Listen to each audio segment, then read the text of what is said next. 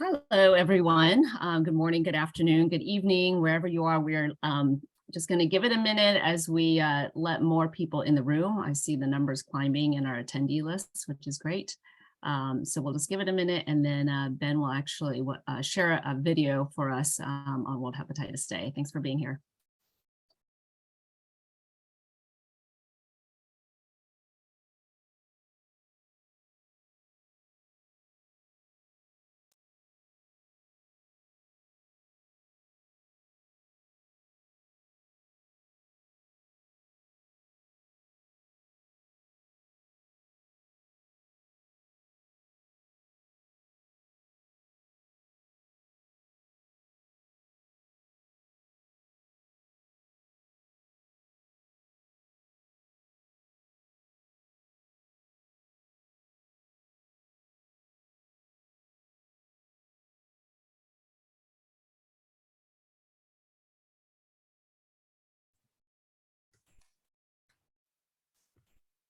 Every 30 seconds, someone will lose their life to hepatitis. Hepatitis can't wait. I can't wait to get tested. I can't wait to start treatment. I can't wait to protect my children. I can't wait for a world without stigma and discrimination. We can't wait for a world without hepatitis. Together, we can make it happen. Hepatitis can't wait. La hepatitis no puede esperar. Hepatitis مش هيستنى. Hepatite não pode esperar. L'hépatite ne peut plus attendre. 肝炎等不了了。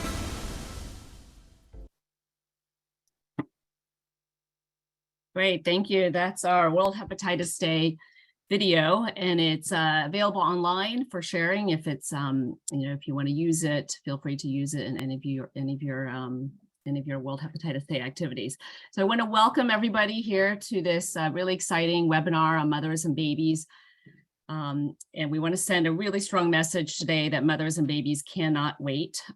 We are here to talk about how we fight mother-to-child transmission, and I'm really honored to chair this webinar. It's an exciting day as the World Hepatitis Alliance is launching our white paper on preventing mother-to-child transmission. And today we have an outstanding panel who are both going to share with us their clinical and public health expertise. But we also have mothers living with hepatitis B, like me, and people who are working on the ground with communities. So they'll be sharing with us today both their experiences and expertise, and we'll have a discussion with you on how we prevent mother-to-child transmission and ultimately get us to a hepatitis-free generation. So let me start off with the agenda. Ben, next slide. Oh, actually, so we'll do some housekeeping first. So you probably already know how interpretation works, but if not, we do have simultaneous translation or interpretation into French and Spanish. So we'll see the next slide, Ben. So you can see on the bottom of the bar is the globe where it says interpretation, and you can choose whether you want to hear it in English, Spanish, or French. And if you have any issues, definitely feel free to reach out to us via chat. You can reach out to the WHA person on the chat. We can help sort it out. So great. And then next, we'll go over the agenda. So this is what our lineup looks like today. So after my introduction, we will have Carrie James and Tajinder Tawana go through the white paper, which is launching today. You guys get the first view of it. And then we will go into our panelists. So just quickly, I'll do a quick intro of our panelists, and if they kind of want to wave hi to everybody. First, we have the pleasure of having Dr. Fumi Lesi with us. And Fumi, say hi, and you want to just give us a line about your title and what you do. Okay, thank you very much, Sue. I'm really excited to be here today to commemorate World Hepatitis Day. My name is Fumi Lesi, and I'm the viral hepatitis lead at WHO headquarters here in Geneva. So I really look forward to an exciting time. Thank you, Sue, and over to you. Great, thanks to me. We know it's very busy at the WHO right now, so we're really honored to have you here today. Next, we're going to be talking about clinical aspects and management strategies of preventing mother-to-child transmission. And we are going to be having Dr. Giuseppe Indolfi sharing with us. We're really excited to have him here. Do you want to say hi and a little bit about what you do? Hi, hello everybody. Thanks for this kind invitation. It's great to be here. My name is Giuseppe Indolfi. I'm a pediatrician, a pediatric hepatologist working in Florence. I've been dealing with children with viral hepatitis for 20 years now. And this is my main research area of interest. My clinical activities mainly focus on treatment and prevention of viral hepatitis. It's really important to be here. Thank you so much. Really great. Thank you so much for being here. And the next topic 3 will be about the lived experience of mother-to-child transmission, social research and advocacy. We've got Nafisa Yussf here. Nafisa, hi. Hi, Sue. Thanks for that, and pleasure to be here. I'm really looking forward to this. I think it's such an important topic to be talking about mothers and babies, and really can't wait to engage in the discussions. As Sue said, I'm a mother living with hepatitis B, a social researcher and advocate, working at the WHO Collaborative Center for Viral Hepatitis in Melbourne, Australia. Great, thanks, Nafisa. Topic number 4 will be Women in Hepatitis Africa, presented by Bisi Bright. Bisi, hello, welcome. Oh, Bisi, you're on mute. So hi, everyone. It's a privilege to be here. And I'm happy to let us know that we do a lot of work on the women all over Africa. I'm actually the founder of the Women in Hepatitis Africa, the first women organization to have a voice on hepatitis within the continent. And we'll be sharing our work with you. It's a privilege to be here. I also double as the CEO of LiveWell Initiative LWI. Thank you. Great, thanks, Bisi. And then finally, we've got topic 5, PMTCT and hepatitis B in Europe. And we have Marinela Debu here. Marinella, hello. Hello. Hello from Romania, from Brașov. I am a patient representative. I'm here also like ELPA representative. I'm mother of hepatitis B also from 16 years. And it's great pleasure and great honor to be part of this meeting, a very, very important meeting. Thank you. Great. Thank you, Marinella. So we've got really nice representation all over the world, and we will have a nice discussion with everybody and audience members. We want to encourage you to participate in the chat. I think some people have already started doing introductions. Feel free to do that. Also, there is a way to ask questions in the Q&A session, and if you want to direct it to somebody, please put their name in so that they know to answer that question. And then we will close with some, a call to action and some I can't wait statements on hepatitis elimination. All right, next.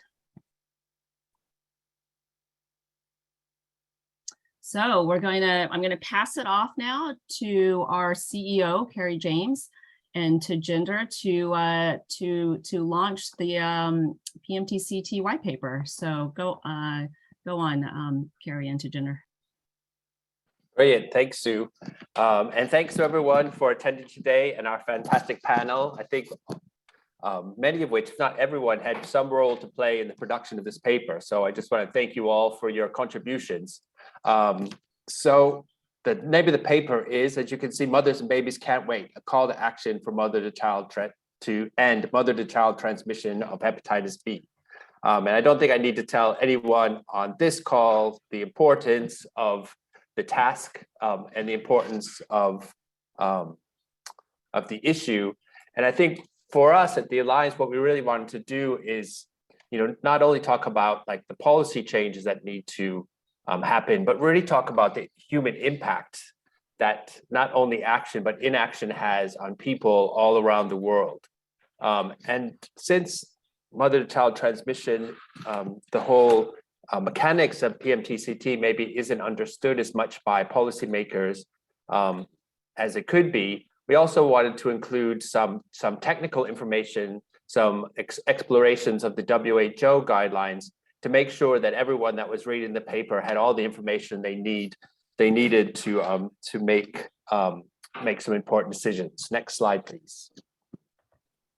So this is just a quick peek at the contents page, but as you can see, the paper deals with different areas of PMTCT around knowledge and education, around healthcare workers and stigma and misinformation, the vital role of community organizations have in PMTCT, PMTCT as a human rights issue, and of course, triple elimination.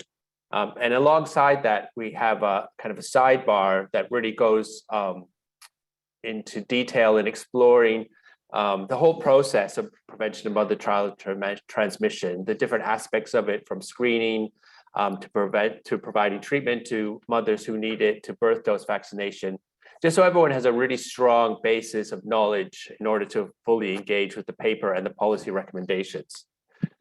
Next slide, please.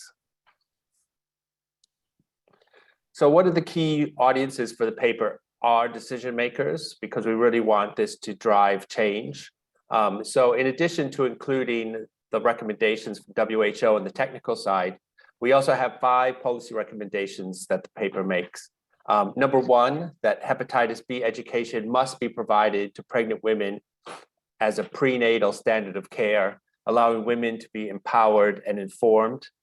Healthcare professionals must be provided with mandatory training to increase access to services and reduce hepatitis-related stigma in antenatal care. Third one is that educational programs providing accurate information and sharing people's experience of living with hepatitis B must be accessible to all to combat stigma and misinformation. And that's a really strong theme that comes out throughout the paper. Community organizations should be resourced and empowered to inform and support communities and play a recognized role in healthcare systems and hepatitis B elimination. And finally, funding and resources must be provided to support the implementation of known cost-effective PMTCT of HIV, viral hepatitis, and syphilis interventions. So really looking at the strategy of triple elimination, which I'm sure we're going to hear more about later. But as I said at the beginning, it wasn't just enough for us to make these policy recommendations. We really wanted to show not just the what, but the why of PMTCT, why these policy recommendations are so essential. And we did that through amplifying the voices of women from all around the world, telling their experiences of PMTCT and the issues around it. So I'm just going to pass off to Jinder now, who's going to talk about some of the voices that you can find in the paper. So Jinder. Thank you, Carrie. Yes, as Carrie mentioned, oh, would you mind going on mute? I think that's an echo. Great. As Carrie mentioned, we had the honour of speaking to a number of people whilst developing the white paper.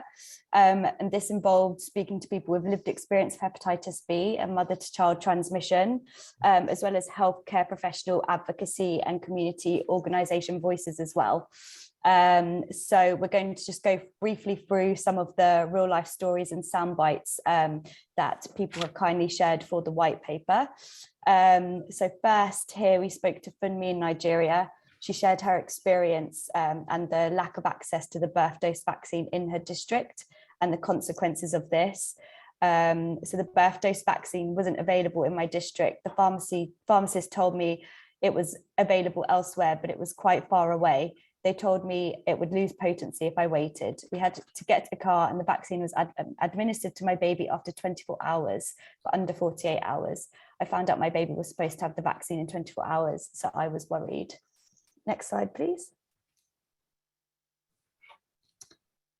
We spoke to a lady, Wendy, in Canada. She shared her story of how she tested for hepatitis as she knew her mother had it, but she didn't take her health seriously until her mother was diagnosed with liver cancer. So Wendy shared that, I guess this was 10 years or so after I found out I was living with hepatitis B, I needed to seriously consider how I lived my life and how I wanted to treat myself. It was a wake-up call for me to realise the seriousness of hepatitis B and how it can lead to further complications such as fibrosis and liver cancer. Next slide, please. So one of our lovely panelists today, Marinella, shared her story as well for the white paper. And Marinella found out she had hepatitis B and then found out she was expecting her first child. Marinella shares her experiences of the lack of resources and information at the time and the impacts on her mental health. I was hospitalized because of my hepatitis symptoms. When I found out I was pregnant, I knew little about hepatitis B at the time, and I lived in constant fear of passing a potentially deadly virus to my child. It took a great toll on my mental health. Next slide, please. So we spoke to Alice in the USA, and she describes her passion to outreach and educate the Chinese community and women of childbearing age and pregnant women as well about hepatitis B. So Alice has done lots of work to set up booths and share health information around hepatitis. So Alice shares that at Chinese New Year, I set up a booth for hepatitis B. I could see a lady out there who was hesitant to come to the booth. She was watching from far away. Then she gradually stepped closer and talked to me in Chinese when no one was around. It was like a secret, as there is stigma to have an open discussion with someone you don't know. She asked about hepatitis, how hepatitis B is transmitted. I was able to give her the information available to me. I could see she was expecting a baby and had no partner next to her, but she was talking to me. Next slide, please. Finally, we spoke to another lady, Anita from Ghana. And Anita was 22 when she found out she had hepatitis. Her brother, who was a lab technician at the time, carried out the testing and screening on her. And Anita describes the impacts of misinformation she experienced from her midwife and how lonely this made her feel, and how health professionals need more education around treatment, which is a big focus of the white paper as well. A midwife told me I should take a herbal medicine to help me cure hepatitis B. I told her it doesn't work like that, but she kept insisting that I should do it. Health professionals need more education, especially the midwives and nurses. I get sad by the way they talk about hepatitis and the way they treat patients with hepatitis B. Most of them would advise that you use herbal medication, which is not the best option. So the white paper is available on our website, and we'll be sharing a link and promoting this. So we invite you all to kind of download and read it. But yeah, thank you for listening, and I'll hand back to Sue. Great, thank you all. And then will this be sent to our attendees, or do you want to post it in the chat maybe so people can access it? Yes, of course, I'll post it in the chat. And then, yeah, it's put together really well. So congratulations. And I know it's been a lot of hard work, and especially really are appreciative of all the mothers who share their experience with us, because I think it's so important for people to hear exactly what women are going through firsthand, in combination with all the statistics that we have. And I think those policy recommendations will be great to promote. So thanks to the team. So now we're going to move over to Dr. Lesi. We're very excited to have her here to share her expertise. And Fumi's going to talk about, the global burden of hepatitis B, PMTCT, and why there's such an urgency and really such a necessity for us to eliminate this. And I think this is so important. And I think the numbers are just so convincing. So we're really honored to have you here, Fumi. And I don't know if everybody knows, but you're also a practicing hepatologist from Africa, and have seen so much of the burden up front and the tragedy that comes from hepatitis. So we're really glad to have you in the space of leading the public health response. But I'll hand over to you now. Go ahead. Thank you very much, Sue, and I'm really, really pleased to be here and excited we're talking about this. Next slide, please. I think all I would do really is to set the scene for a very important discussion we're going to have. So we're actually, I guess, on this panel representing 296 million people living with hepatitis B. And of course, we have 58 million living with hepatitis C. And I must say, as we begin, that hepatitis C also has some mother-to-child transmission, but much less so than hepatitis B. So I think our focus this morning will be on hepatitis B. So if you look at the two maps above, you see the various orange, yellow colors showing the high prevalence of hepatitis B. Now, the more dramatic is the lower map that shows the number and prevalence of hepatitis B in children under the age of 5 years old. Some numbers which I always like to share are the 1.5 million new hepatitis cases in 2019 and the 6.2 million children under 5 living with viral hepatitis. Some important numbers as well, which reflects my background in hepatology, about 550,000 deaths from hepatitis B every year, from cirrhosis, from liver cancer, from acute hepatitis. And I always like to establish this so that we know what we're fighting to prevent. So these are the end goals we no longer would want to see. And this is what we would like to decline. Next slide, please. So what has WHO done? In 2015, the World Health Assembly endorsed the first ever global strategy with remarkable and ambitious target to reduce new infections by 90% and to reduce deaths by 65%.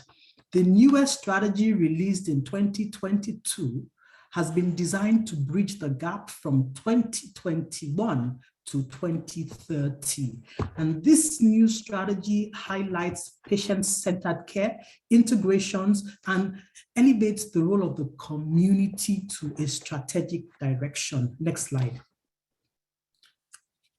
So some of the key WHO recommendations are summarized in this slide and refer to antenatal care for pregnant women, talks about testing of pregnant women, and of course, newborn care and birth dose, as well as the need to increase awareness and involve the community in everything pertaining to hepatitis control. Next slide, please. Right. One more thing we have done is WHO has established a set of criteria to validate viral hepatitis elimination and has provided various options to countries for validation. And what refers this morning will be the option A, which is hepatitis B PMTCT. And there is a roadmap to elimination with assessment of the impact and program targets. Therefore, this framework is the first ever framework for hepatitis that will track progress and that will reward achievement of the elimination targets. Now, this translates viral hepatitis into the kind of diseases that can be eliminated and into the purview of polio disease that has a certification. So viral hepatitis B and C can now be eliminated and certified, and the world recognizes that some high burden countries will go through what is called the path to elimination. And the documents on the right are the documents that contain the guidance for the governance and for the processes of countries seeking validation of elimination as a public health threat. Next slide, please. And I'm going to wrap up very, very shortly. So where are we? What have we done? Since June 2020, we have celebrated the achievement of an intermediate milestone. Yes, we have achieved the global target of less than 1% hepatitis B surface antigen prevalence in children under 5. That is a collective achievement, but there are remaining gaps in this achievement, and the countries in yellow highlight the areas that did not meet this target, most of which occur in Africa. Next slide. And just to mention that there are different approaches to implementing hepatitis B PMTCT. The first box here shows that vaccination is the cornerstone of elimination. And that is the childhood vaccination, which 99% of countries in the world are practicing, and then the birth dose.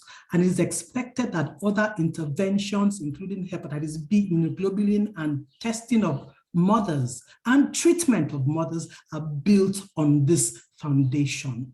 Now, recently, WHO has also established an outline for triple elimination and has highlighted the benefits of strengthening hepatitis B PMTCT using HIV platforms, especially in countries where they are endemic. And of course, there are lots of benefits to pursuing hepatitis B PMTCT on the HIV platform. There's a list of benefits written on the screen, and all of this work together to provide an opportunity for this. Some of these triple elimination approaches have been published and implemented even in several African countries and provide a roadmap for those countries seeking triple elimination. Next slide, please. And finally, my last slide, it is recognized that to reach eliminations, we need to do some key strategic shifts, including greater public awareness and, importantly, the community, strengthening communities and civil societies. And this is why we're discussing about this on this platform. Increased access to treatment, and of course, simple care, simplified, decentralized care, integrated services with UHC and primary healthcare are important directions going forward. Of course, we hope that there will be a curative drug regimen for hepatitis B in the future, and the need for financing cannot be undermined. Next slide. And finally, thank you very much. So that's a summary of and a background to this discussion. Thank you, Sue, and over to you again. Thank you, Fumi. And that last slide was about the webinar that WHO will be hosting on Thursday on World Hepatitis Day. So we look forward to that. And I hope everybody has a chance to register and attend that as well. So that is perfect background. And I think it just shows the really critical importance of this issue and how global it is and the number of gaps that are out there. So our next speaker is going to be Dr. Indolfi, who will talk about clinical aspects of the infections in children and current management strategies. So if you can share with us, a little bit about the natural history of Hep B infection in children, which is often not talked about. So I'm really glad we have a chance to focus on that. The management of Hep B infection in children and what the current therapeutic options are. Go ahead. I will try. Well, I'm always impressed by the numbers that we have listened a few minutes ago. We are talking about 6 million children worldwide with chronic hepatitis B. This is impressive because these children could have been saved by the infection with the effective prevention methods that we have, with the use of vaccination. This is something that is in my mind. I cannot stop thinking about it. Well, again, I would like to add some numbers and not to be too technical in terms of medical aspects of this infection in children. It is important to me as well that when you look at the adult population with hepatitis B, about 50% of them have been estimated to get infected during the pediatric age. Again, vaccination could effectively prevent this infection. What do we expect from the clinical side? Well, I would say that one of the problems is that children with chronic hepatitis B usually are completely asymptomatic. So if you look from outside, you cannot distinguish one child from another, and one child with infection and one other without the infection.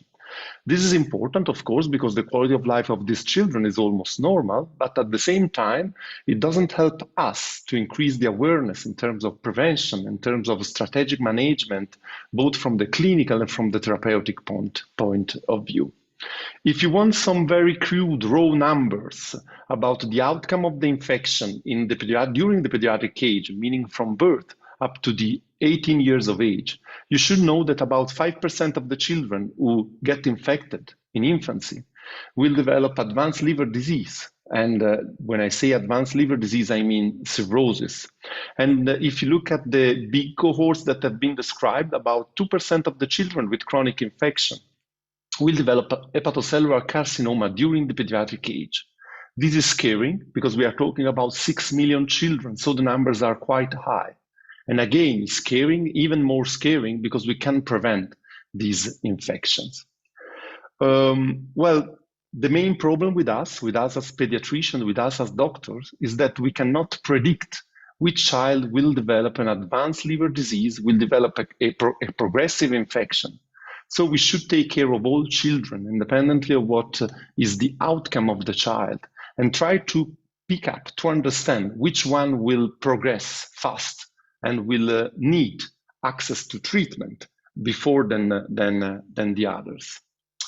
Well, this is a problem. We cannot predict the outcome of the infection. What we can do is do surveillance, that is a clinical surveillance where possible, laboratory surveillance, looking for liver function tests. We can do ultrasound whenever is possible and try to understand with non-invasive methods for assessing of fibrosis if there is an ongoing development of fibrosis over years in these children. This is important because without going into the details, we know that some of these children will have at some point a marked inflammation. We can measure the inflammation in blood using the liver transaminases. This is very simple to understand. And when transaminases are high, well, and when these transaminases are high for a long time, this is a sign that the disease could progress in terms of liver inflammation and in terms of fibrosis. And these children are those who could benefit from an early treatment. Again, we don't have wonderful drugs. We have been, let's say, impacted in our daily practice dealing with chronic hepatitis C with the wonderful drugs that have been developed in the last 10 years. We are far behind for hepatitis B. The drugs that I will tell you about are very old drugs. In children, still, if you look at the guidelines, you will find that interferon and pegylated interferon are the first approach to treatment. And every clinician, but also all the mothers, all the patients that have been treated with interferon are perfectly aware how could be big the burden of side effects during the use of interferons, and children, of course, are not safe from these side effects. And then nucleoside and nucleotide analogs that are pills that could be taken by mouth with a better safety profile, but at the same time, when you start such treatment, you cannot predict when you can stop the treatment. And this is extremely important with children that could have a lifelong, a very long life, and so that could be on treatment for a long time, and accessibility to treatment could be a problem as well in the countries where the burden of the infection is at the highest, so mainly in low and middle income countries. So going back to the clinical side, we as clinicians usually are able to have a watchful monitoring of this patient. As pediatrician, we usually stop our monitoring at 18 years of age, but we should keep in our mind that these children will become HBV infected adults. And so the story of the infection doesn't end at 18 years of age, but goes beyond 18 years of age, and probably the worst outcome will be in early adulthood when the child gets infected during childhood. The story of chronic hepatitis B in children is so different from the story of the infection in adults. The likelihood of developing a chronic infection during the first 4 years of life is very high, could be as high as 95 to 100% for perinatal transmission and for hepatitis B acquired in infancy, so in the first year of life. So if we are able to tackle the acquisition of the infection in the first year of life, we will significantly reduce the burden of chronic hepatitis B also in young adults and in adults as well. Still a long way to go. A lot of work to do in terms of testing, of course, of understanding the mechanism behind the development and the progression of the disease during childhood. And at the same time, still a long work to do in terms of finding the optimal treatment for children with chronic hepatitis B that, of course, could not be interferon-based treatment.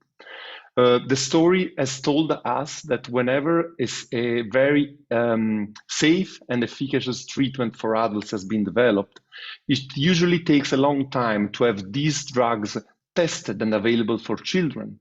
And let's say age-friendly and age-specific formulation, again, having this formulation is a problem as well, and will be a problem for children once new drugs will be developed for adults. A long way to go, but a lot of interest and a lot of energy to be put in preventing, treating, and monitoring children with chronic hepatitis B.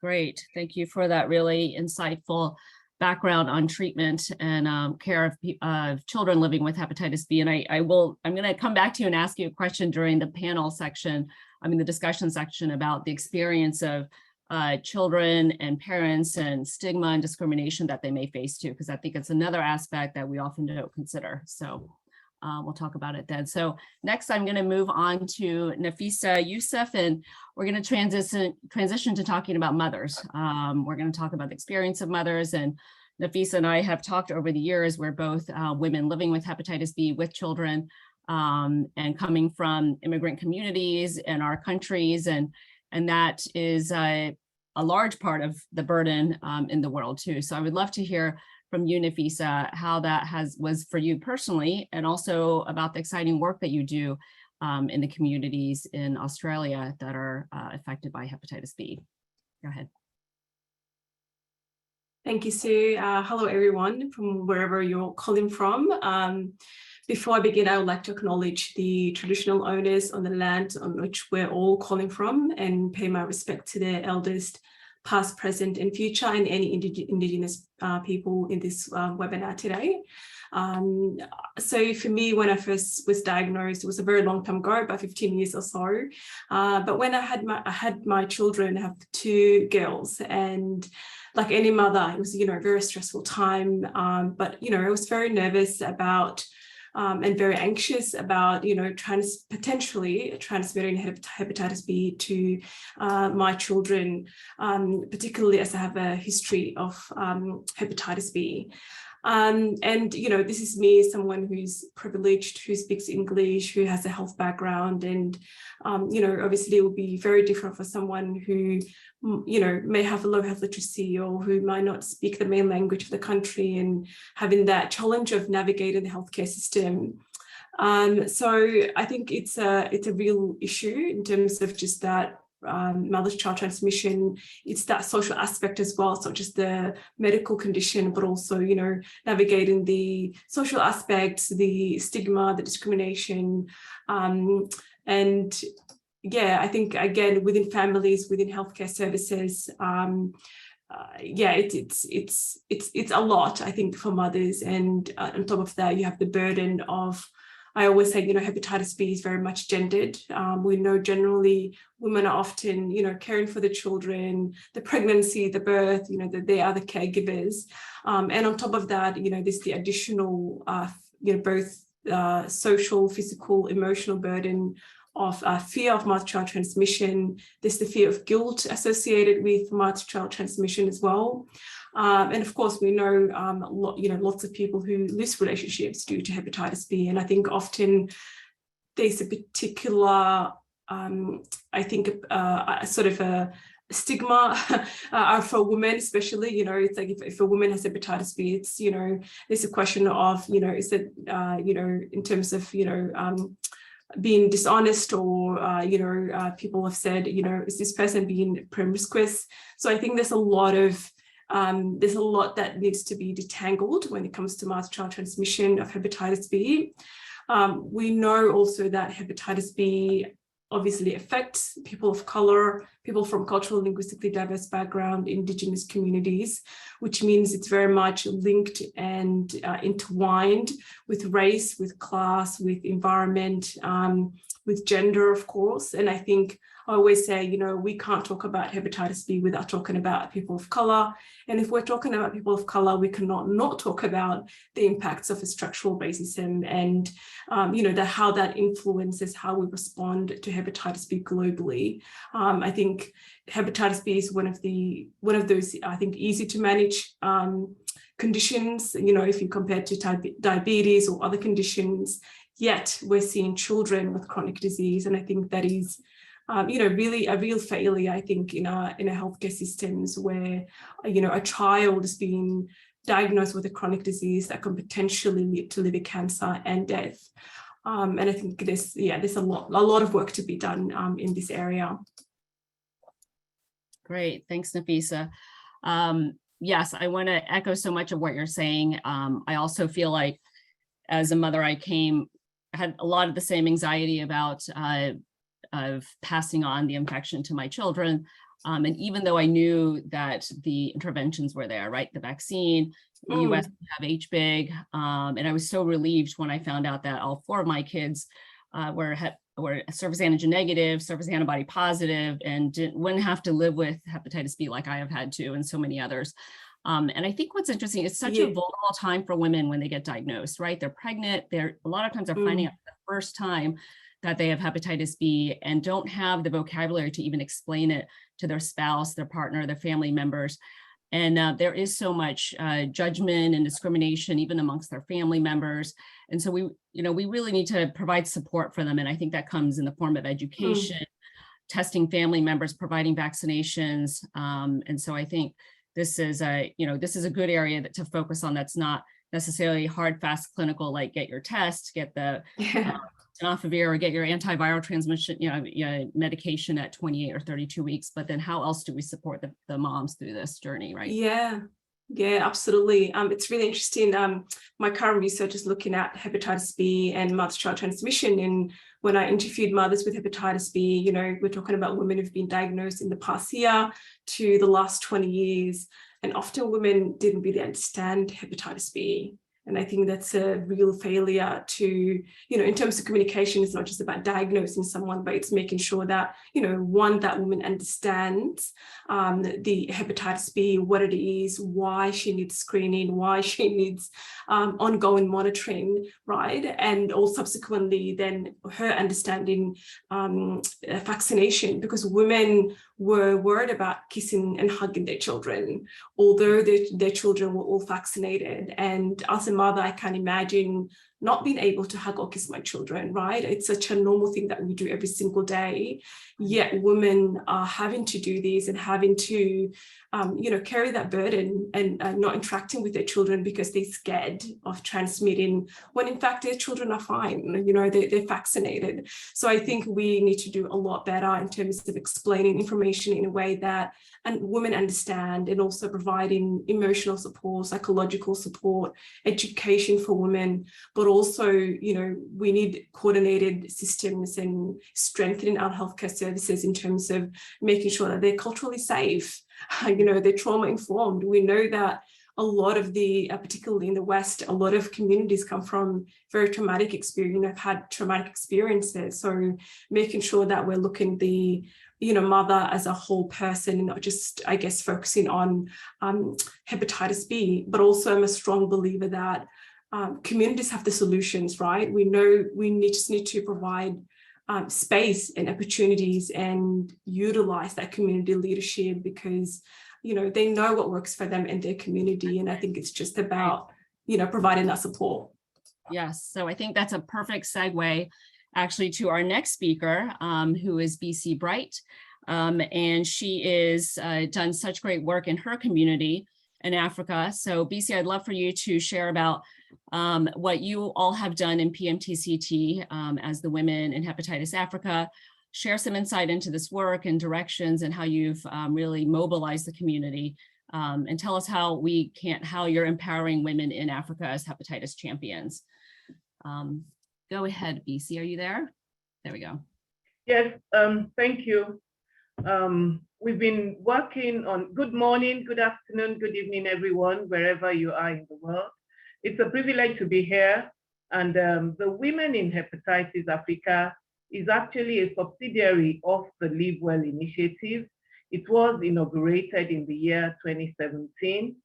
And 3 years ago, in 2019, we decided to further empower the women by screening pregnant women.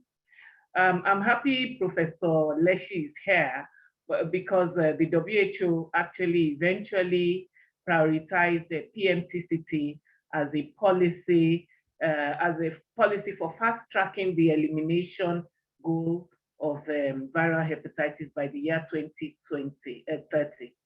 But in the year 2019, when we were going to choose our theme for the World Hepatitis Day, we decided to choose the screening of pregnant women. And the reason why we did this was the common denominator was the World Hepatitis Alliance policy of finding the missing millions living with viral hepatitis, because we found that out of over 3 million people living with viral hepatitis all over the world, 300 million, only a tenth of them were aware of their status. And so the World Hepatitis Alliance said, let us continue to screen and find the missing millions living with viral hepatitis. So we took it a step further by saying, in finding the missing millions, let us start screening pregnant women, because we found that here in Africa, there was a lot of vertical transmission from mother to child. And we felt that we could help to curtail that by screening the women. So we started off this policy 3 years ago. And since then, we've been screening nonstop. Although when the pandemic struck, we had to slow down on screening. The pandemic really affected a lot of things, especially during the lockdown. In fact, we had to shut down our screening center temporarily during the lockdown and even soon after that. But we eventually reopened it. And we found that it was very helpful because the women were now very much aware of the implications. They didn't want, like Sue had expressed, no woman wants to pass viral hepatitis to her baby, even if she's living with it. And so the women did not want a situation in which they would inadvertently pass the virus to their babies if they were already living with the virus. And so irrespective of level of literacy, we found that even the low literacy women were doing the word of mouth thing. And because we had already started training women as hepatitis champions all over Africa, actually we started the training of women as hepatitis champions in the year 2017 when we inaugurated. We inaugurated the Women in Hepatitis Africa in April 2017, and we had the first set of training in November of the same year. We actually got some support from the WHO then. They helped us to pay for the meals when we trained the women. So that was a big encouragement for us to move on and continue to train. And then we became more ambitious, and we decided to train women even outside of the country. And so to date, we have trained over 5,000 women from 18 African countries as hepatitis champions. And the beauty of it is that the women we've trained, some of them are low literacy women, some are women that have never been to school. And when we train a woman, we tell her, train 20 other women within your circle of influence. So a low literacy woman will train 20 other low literacy women as hepatitis champions. And we've been moving on with this cause. The major thing is the stigma. Nafisa mentioned something about stigma. The women need to be empowered, and women do go through a lot. So the empowerment is important. The education is important. We are doing that through the women champion training women as champions in hepatitis. And whether they've been to school or not, they do understand what the liver is. They buy the liver of the cow, the animal in the market. So they do know what the liver is. So, and there's the vernacular version of the description of the disease. You know, in Yoruba, for example, they call it jedo. That's what they call hepatitis. That's something that eats up the liver. Of course, it's inflammation of the liver, but that's the local translation, and so on and so forth. So even the low literacy women, those who've never been to school, they do understand it, and they understand the challenges of the stigma. So we also have champions. Among the champions, we have women who are living with viral hepatitis, and they are our forerunners. They go out there and talk to other women, and they come out and say, I am living with viral hepatitis. I'm healthy, I'm well, I'm getting my medication. You too can be healthy. So we are using peer groups to destigmatize, even among the women. I don't know if that answers the question for now. Thank you, Sue.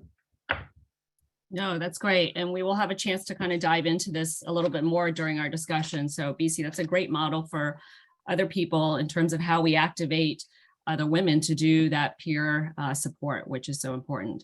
So next we're going to move on to another woman who is got a powerful story of her own experience and also has turned that into advocacy. And Marinela Debu is the president of the Romanian Liver Patients Association. She's also part of ELPA and she advocates for patients' rights. And she's also a mother of two. So welcome and go ahead. Thank you for inviting me. Yes, I am mother and I am patient with hepatitis from 2006.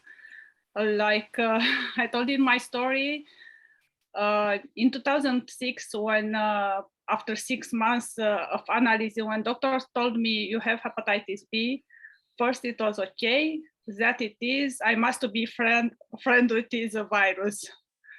And I discovered later, my husband, it was very scared about the situation. Myself, I was okay, that is life, next step, what I must do. And it was, I have this, my personal story because 9 months later, I discovered that I was in the hospital, I am pregnant with my first child.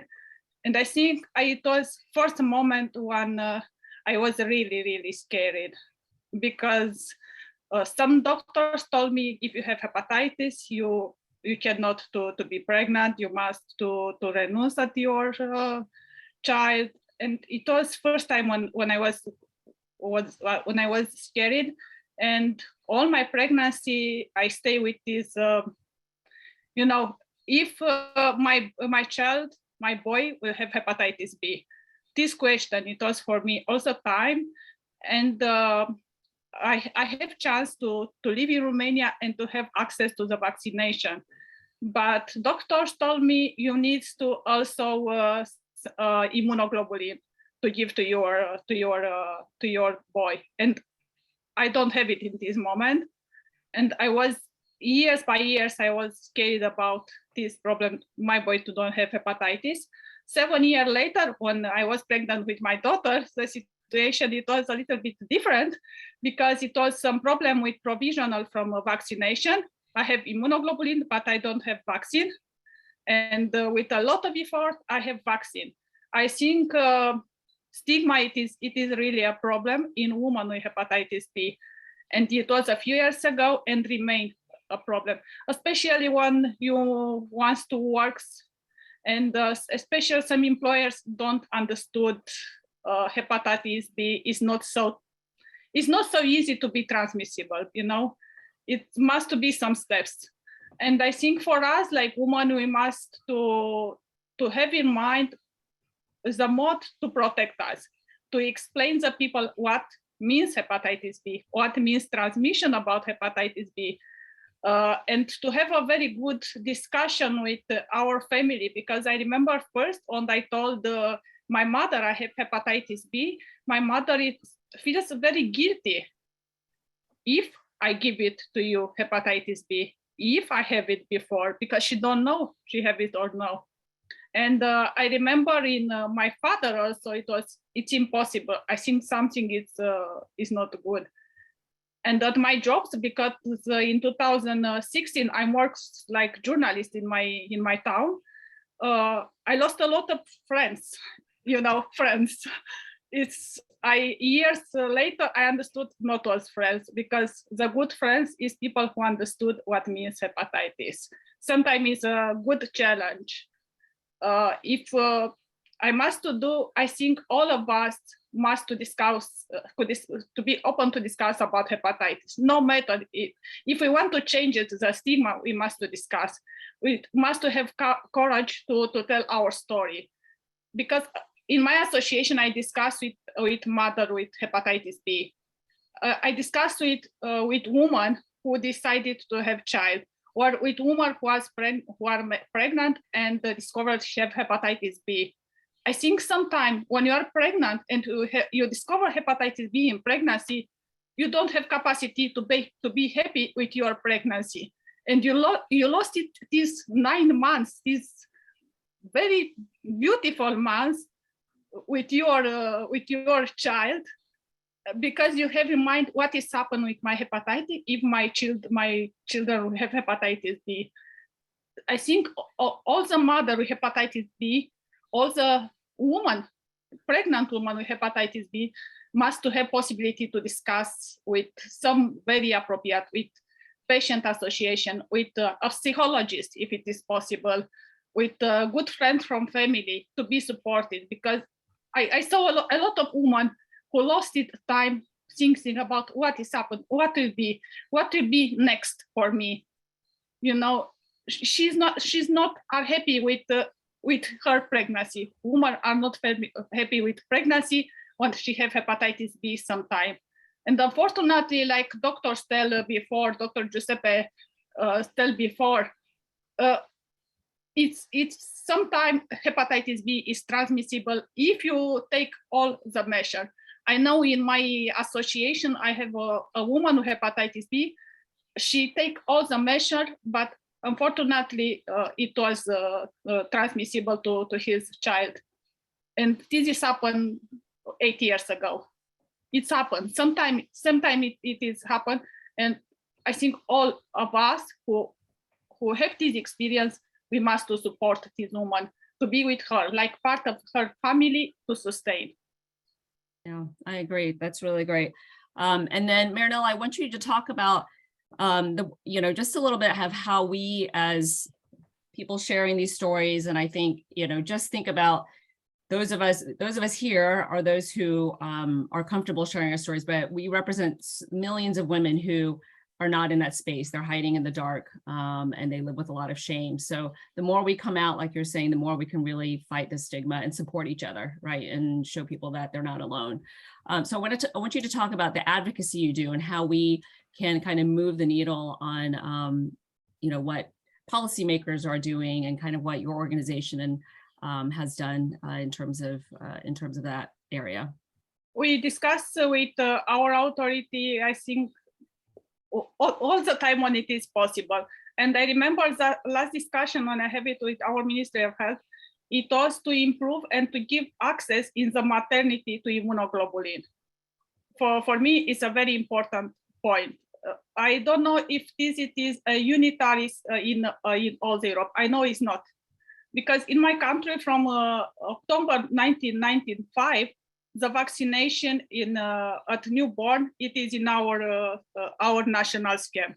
But immunoglobulin, it is recommended, but is not compensated by our authority.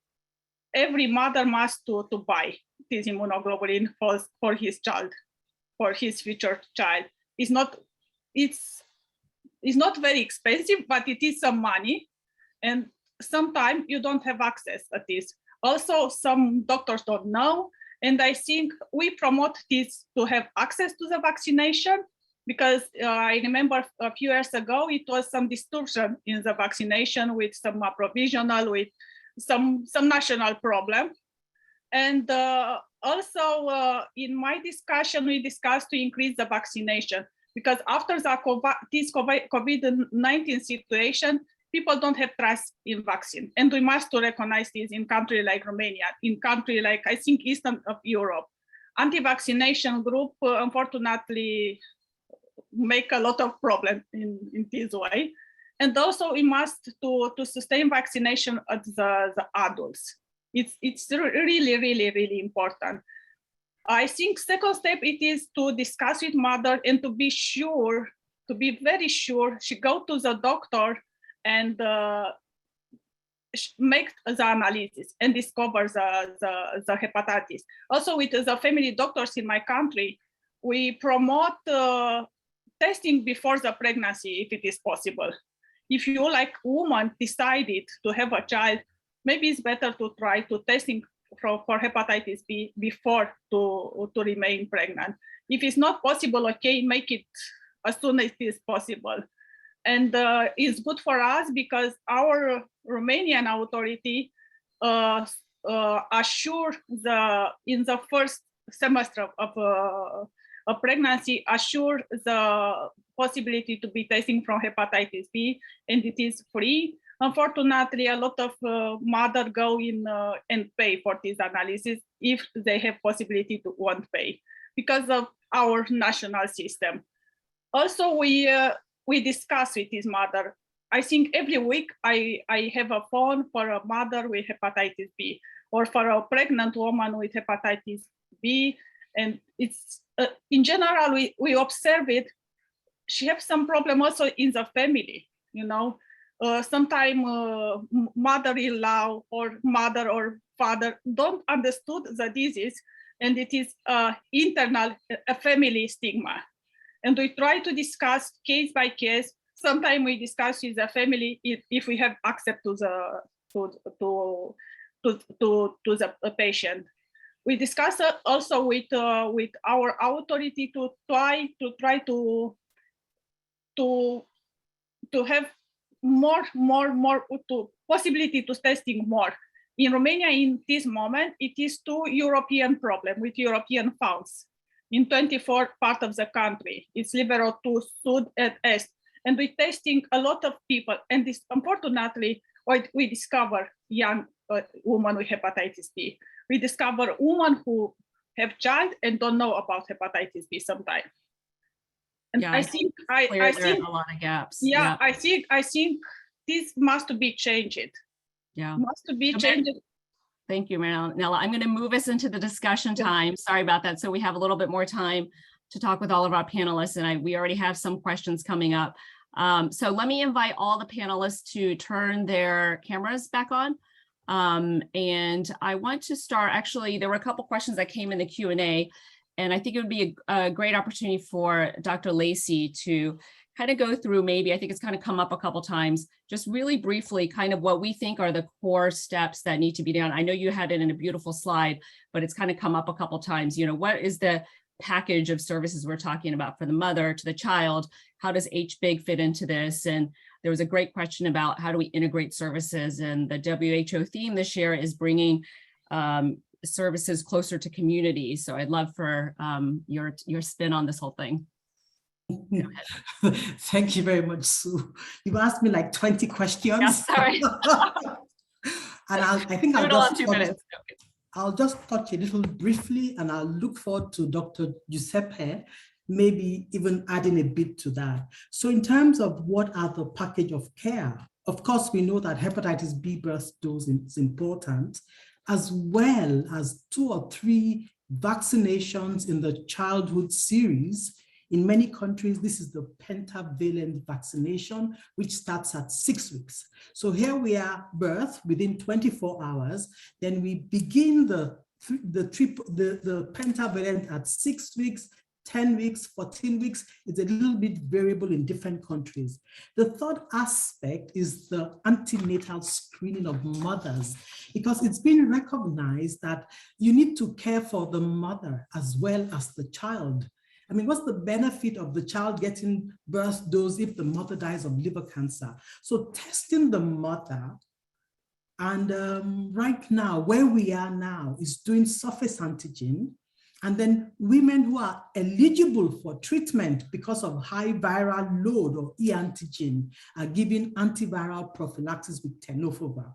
The upcoming WHO guidelines is going to have a look at that, because again, implementing this has been a challenge in many low middle income countries that do not have the testing for e-antigen and for DNA. I'll stop there and maybe look towards other questions. I love the question on HBIG, and it's a question that comes up all the time. And I think I showed us that context matters. Scientifically, HBIG is excellent to prevent mother-to-child infection as part of the interventions. And in many countries, it is actually given to mothers who are e-antigen positive. It's being used in North America, in Europe, and in China to great effect. So scientifically, it is sound, but context matters. In low middle income countries, where from my experience, the mother has to pay out of pocket for birth dose because birth dose is not available. I've seen mothers having to sell their livelihood to buy HBIG to give their child. So they end up impoverished and the child gets HBIG. So context matters. There is no one size fits all. And then look at the cold chain requirements, look at the cost, look at the health systems. So in a public health context, it's important to identify your priorities for your country. So if we have 70% of new infections occurring in one continent, Africa, where there is no birth dose, or where only 6% of the children get birth dose, where the childhood vaccination is 80 to 85% coverage compared to maybe 95 to 99% in developed countries, then you as the policymaker need to decide what this population needs. Should they be treated the same way as the American or British in their country will be treated, or should we have different approaches to different continents based on their need?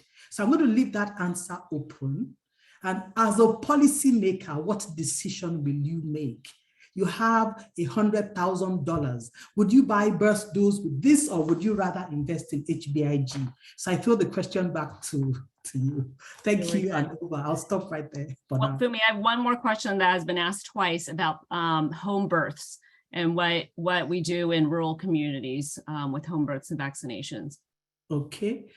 I think home birth is a challenge, especially in many parts of Africa. And what we have seen done in some parts of Asia and China, patients had to be given incentives to come to hospital to deliver. And that strategy has worked very well in parts of Asia. And that is partly also because the women giving birth in the homes, they do not trust the health system. So that was how that was overcome in some developed countries, or some in Asia and in parts of China. In countries like Africa, I think part of the reason why we're choosing bringing hepatitis close to communities is the need to build our primary healthcare system so that patients trust the system in the first instance and will go to the primary healthcare near them to deliver. There is no point getting on a donkey for 3 hours to go to the maternity home. It just doesn't work that way. So bringing the healthcare center close to communities is very important. Now, several innovations have been tried, including out of cold chain vaccines and single dose Uniject vaccines for out of care delivery. And that has been tried and has been very successful, but it's limited by the cost. Now we know that the standard vaccine can be preserved for hours outside the cold chain.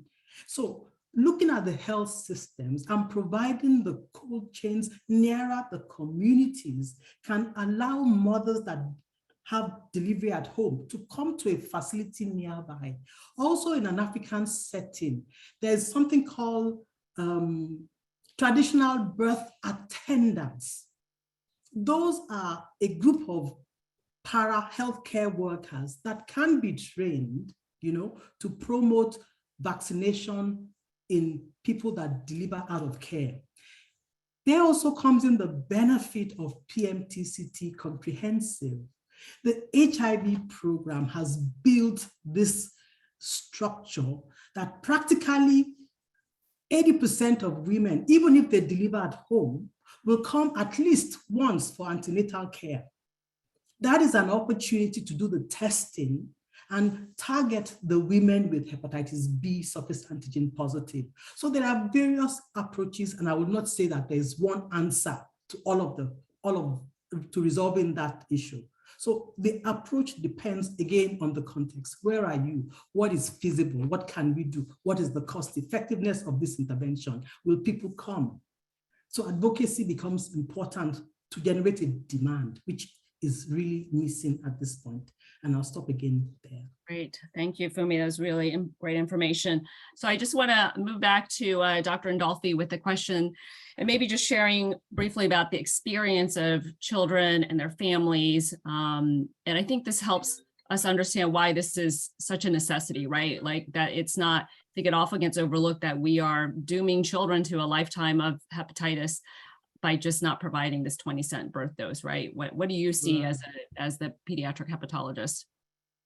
Well, I will answer the question, but I don't want to lose the opportunity to make it very clear that from the clinical perspective, we have different levels of approach. And I want to make very clear, because the prevention of mother-to-child transmission starts with testing of the mother, goes through treatment of mothers who are highly viremic, providing the birth dose in a timely way, followed by 2 additional doses in the first 6 to 12 months of life. And where available, hepatitis B immunoglobulin are extremely important, because especially in those mothers who are at high risk of transmitting the infection, can further reduce the likelihood of transmission and the risk of transmission by 5 to 10%. So I feel very lucky, because I'm a clinician and not a policymaker, but it should be very clear that the policymaker should keep in account that there are different levels, and each of these levels should be implemented, even in Europe, even in the United States. We recently published a paper showing that the adherence of the European clinicians to the prevention of mother-to-child transmission hepatitis B is still impacted by a low implementation of the timely birth dose, of the low implementation of testing and treatment of mothers. So this is extremely important to me as a clinician. And you are perfectly right. I have been talking about the clinical aspects, but clinical means also looking at the psychological aspects of children, parents, of the families bearing the weight and the burden of having a child that is infected with hepatitis B. I live in a country where the coverage with the birth dose and with the vaccination is extremely high. And so the risk of horizontal transmission of hepatitis B for the few children that get infected because of the lack of efficacy of the preventive measure, or because they are coming from low and middle income countries and didn't have access to vaccination, the likelihood of horizontal transmission is very low, but discrimination is always there.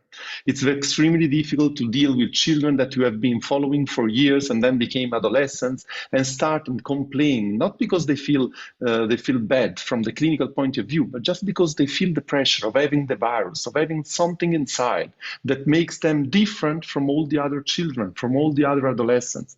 There are studies around showing that the burden is for the child, of course, is for the parents that feel guilty and have a different perspective of their children. And there are studies, mainly from hepatitis C part, showing that when they get rid of the infection, they get cured, the quality of life of these children, of their families, of course, improves. And this is what we want to achieve as well for hepatitis B. I can tell you that my personal history dealing with this patient day after day is extremely difficult to see a child that you have been knowing for many years crying in front of you, not because he's clinically unstable, because he has any symptoms, just because he feels different from all the others. It's a very difficult impact. It's a very difficult way of managing this patient from the psychological point of view, and integrated access to treatment for the clinical part, but also for the psychological part, is the key to answer and to get these children feeling better, a little bit better in the normal life, in the daily life. Thank you. That's very powerful to hear from you. And I think it is so heartbreaking to hear so many of these stories. So I want to move to our audience questions, and we've got Gilbert Mickey, who's been very patient with his hand up. And so if we can unmute him, and you can go ahead and feel free to ask a question.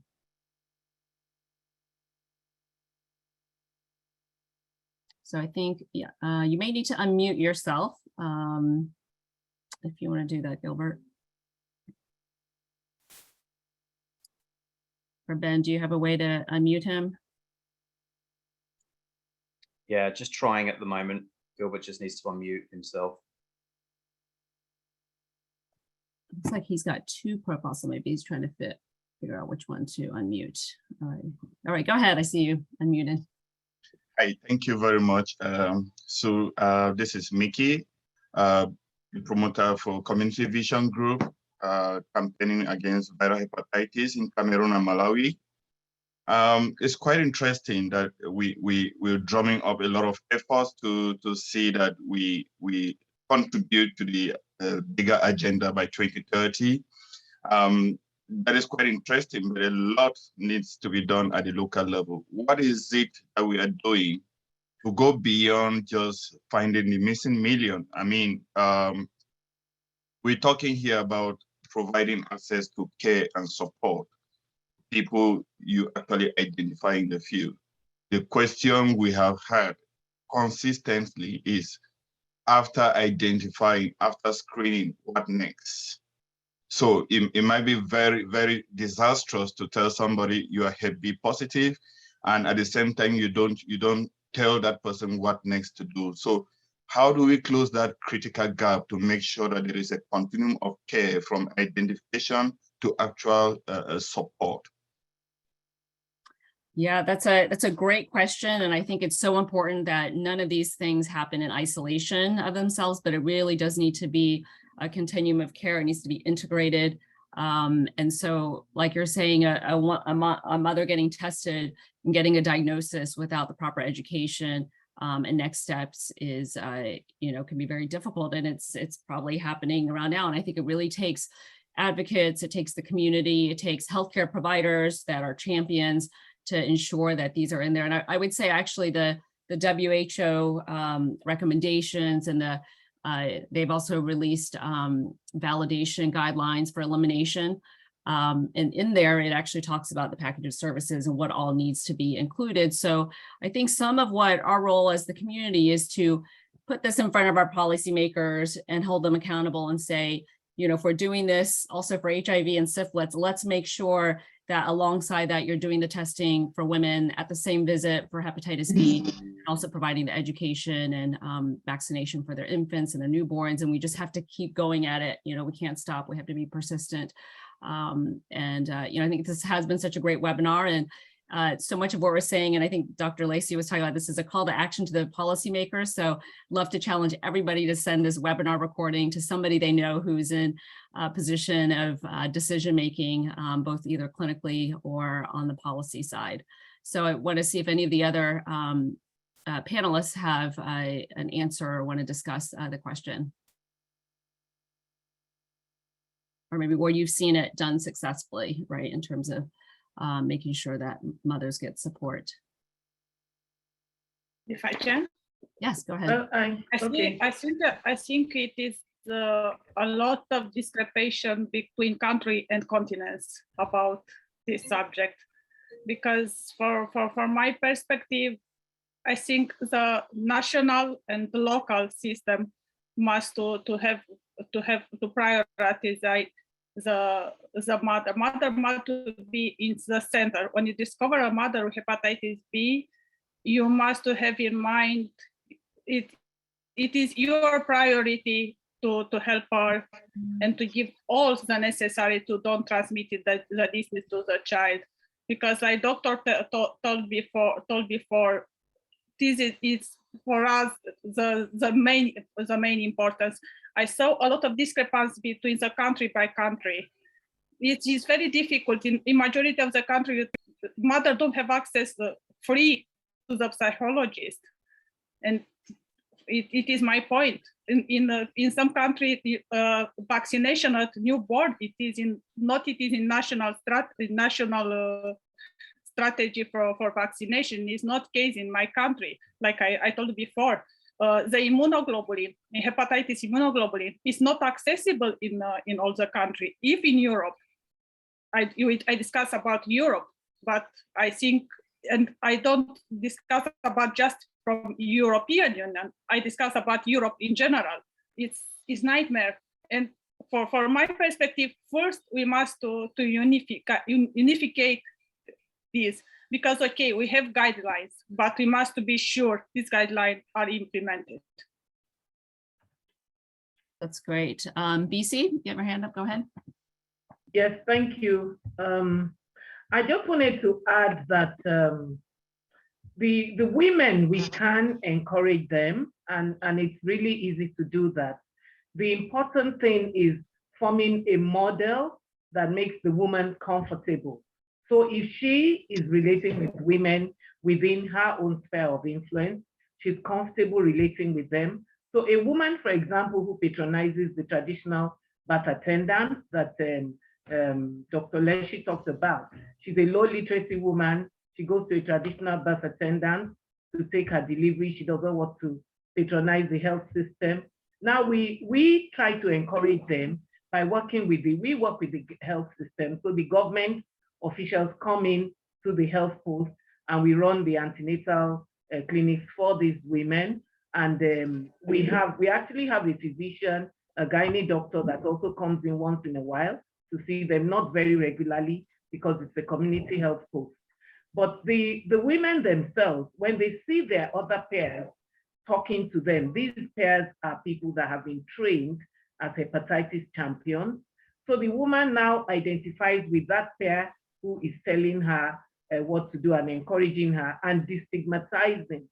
So when we want to destigmatize, if you use people that they are familiar with in their own sphere of influence, it's easier to carry the stigma, the destigmatization message, as well as the advocacy message. So although the women are low literacy, they tell each other by word of mouth. Once you've had your baby, you need to go and get your vaccination within 24 hours. So even those of them that patronize the traditional birth attendants, they now know that they need to go to the health system and get the vaccination.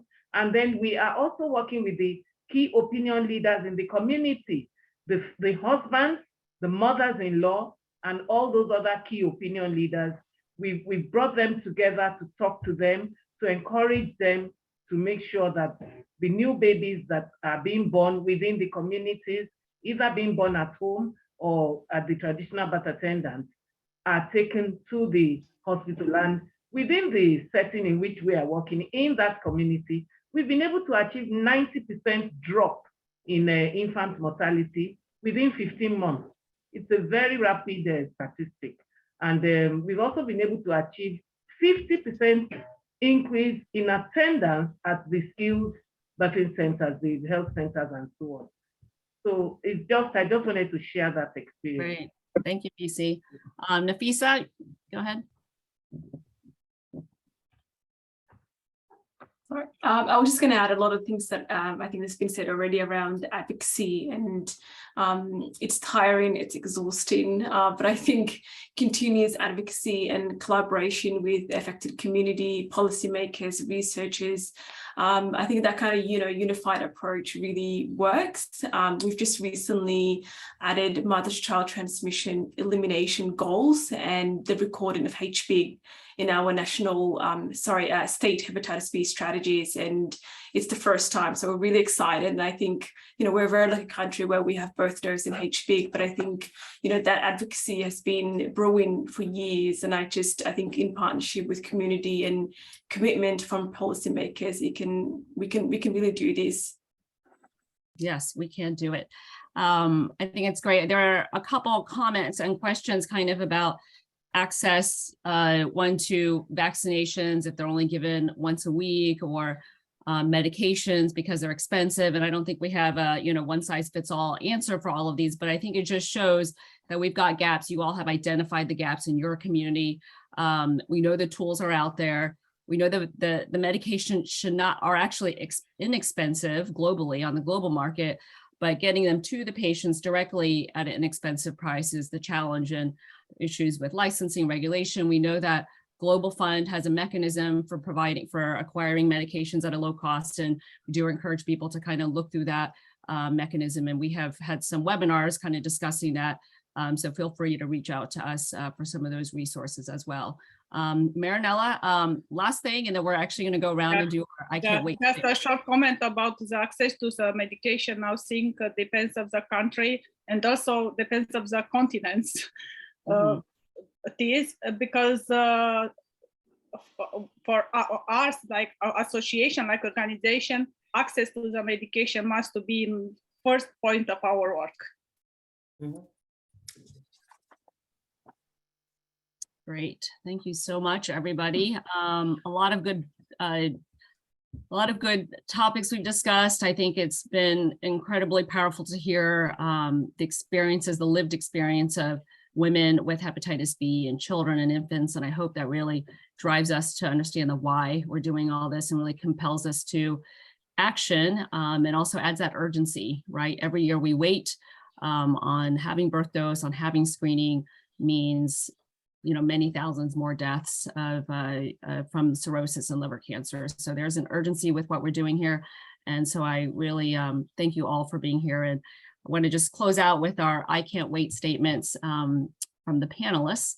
And feel free, as those of you in the audience, to chime in the chats with your I can't wait statements. We love to share them. And on World Hepatitis Day on Thursday, we hope all of us can come together collectively with a really loud, strong voice. We need people not to be able to ignore hepatitis anymore. So this is our day to get our voices out there, share these powerful stories, and get some commitment and action.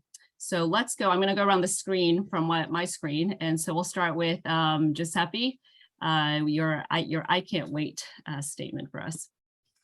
I can't wait for all children born to hepatitis B infected mother worldwide to have the same rights. Great. Nafisa? Mine was actually quite similar. I can't wait for a Hep B-free generation. Love it. Bisi? I can't wait to see many more women being trained as hepatitis champions, starting with the first 50,000 women by the year 2030. I can't wait to see every pregnant woman asking to be tested as a right.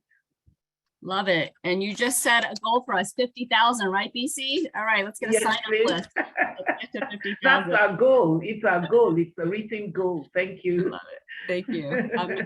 Marinella? I can't wait to see women with hepatitis B who discover hepatitis B in pregnancy. It's time to act before. It's time to don't have children with hepatitis B. Road to elimination, starting with testing. If I can to tell in Romanian also. Yes, say it in Romanian. Nu mai pot aștepta să văd femei cu hepatită B care află de hepatită în sarcină. E timpul să acționăm împreună, să descoperim hepatita mai devreme. Nu mai pot aștepta să văd copii cu hepatită B. Drumul spre eliminare începe cu testarea. Beautiful, thank you. Fumi? Right. I can't wait to bring hepatitis prevention and care closer to you. And the you means 350 million people. Thank you. Thank you, Fumi. All right, so I'll close my statement. I can't wait for mothers who are diagnosed with hepatitis B to not be afraid and stigmatized, but instead to be supported and hopeful about their newborns being hepatitis B free. So we thank you all so much for that. I see lots of great I can't wait statements in our chat. I love this. And I think we could probably take some of these and share these. But we've all got this great vision about newborns to have free, equitable access to Hep B birth dose vaccine, people to get tested and vaccinated, having access to testing and treatment. We've got a statement in French. This is so great. So we will probably save some of these to Jenna. I'm sure you'll save the chat. And we'll be sending the webinar recording out tomorrow. And I think we will be able to share some of the slides as well. So thank you all again for being here. And this was a great start to my morning, probably a close to many people's days like Nafisa. But thank you all for coming together for this really important webinar. Take care, everybody. Have a good day. Thank you very much. Thank you. Bye-bye. Bye. Take care. Bye, everyone. Thanks, Sue. Thank you.